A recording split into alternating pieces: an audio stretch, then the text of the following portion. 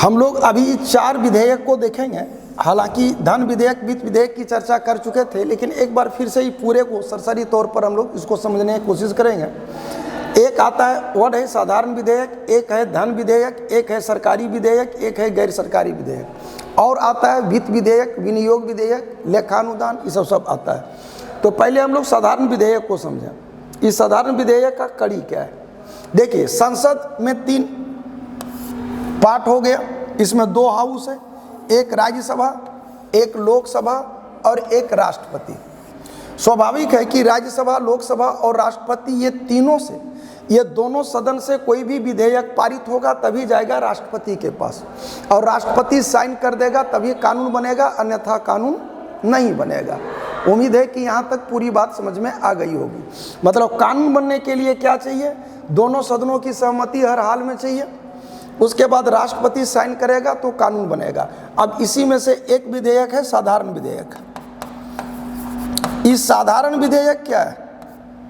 साधारण विधेयक एक्चुअली नियम कानून से रिलेटेड विधेयक है।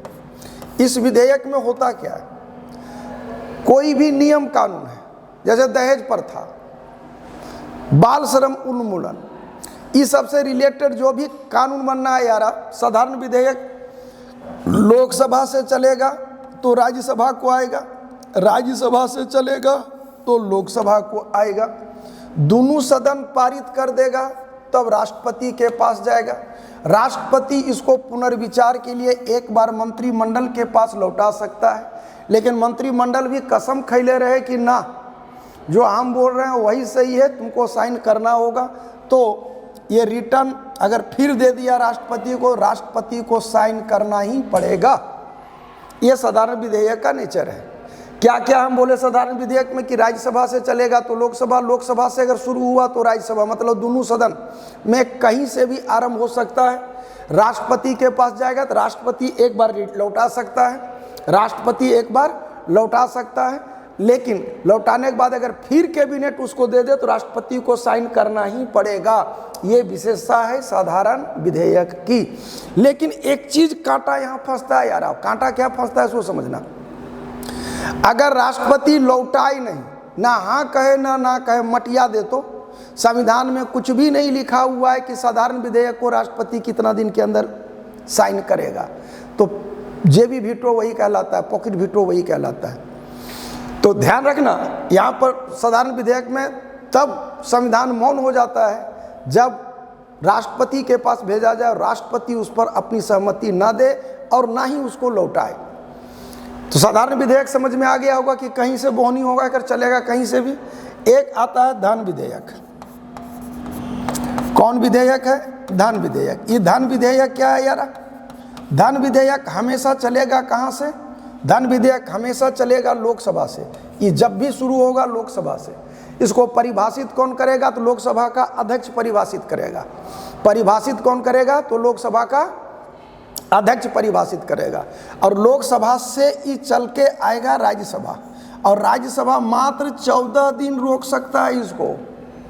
आप कहोगे 14 दिन के बाद क्या होगा? 14 दिन के बाद राज्यसभा हाँ कहे या ना कहे कोई फर्क नहीं पड़ना, वो ऑटोमेटिक पास समझा जाता है और डायरेक्ट चल जाएगा राष्ट्रपति के पास, और राष्ट्रपति को उस पर अपनी इजाज़त देना मजबूरी है।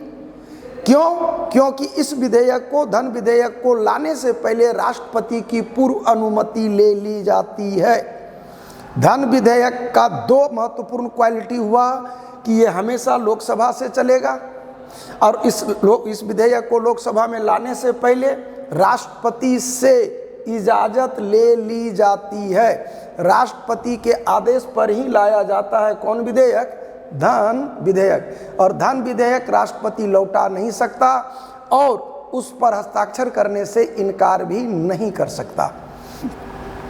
उम्मीद है कि समझ में आ गया होगा। दूसरी चीज कि धन विधेयक में संयुक्त अधिवेशन नहीं हो सकता। तीसरी चीज, साधारण विधेयक में संयुक्त अधिवेशन हो सकता है, मतलब लोकसभा राज्यसभा दोनों बैठेगा, फिर वोटिंग होगी, अगर वहाँ पारित हुआ तो हो गया। लेकिन धन विधेयक में संयुक्त अधिवेशन का कोई प्रावधान नहीं है। साधारण विधेयक में संयुक्त अधिवेशन हो सकता है। अब एक आता है सरकारी विधेयक, तो नाम से ही स्पष्ट है यारा, सरकारी, और एक वर्ड बोल रहे हैं गैर सरकारी। तो मंत्री लोग जो विधेयक लाता है यारा, सत्ता पक्ष वाला, ये कहलाता है सरकारी। लोकसभा में कोई भी विधेयक का पारित होना नहीं होना ही संख्या बल का खेला है यार, कोई रॉकेट साइंस नहीं है। कोई भी विधेयक में 50% से ज़्यादा लोग हाँ कह दिया तो बात बन गई। तो सत्ता पक्ष जो लाता है वो कहलाता है सरकारी, विपक्ष भी ला सकता है तो वो कहलाएगा गैर सरकारी। सत्ता पक्ष वाला सरकारी, विपक्ष वाला गैर सरकारी। अब विपक्ष के लिए भी है, मतलब विपक्ष भी विधेयक ला सकता है, संख्या बल पूरा हो गया तो कानून बन जाएगा।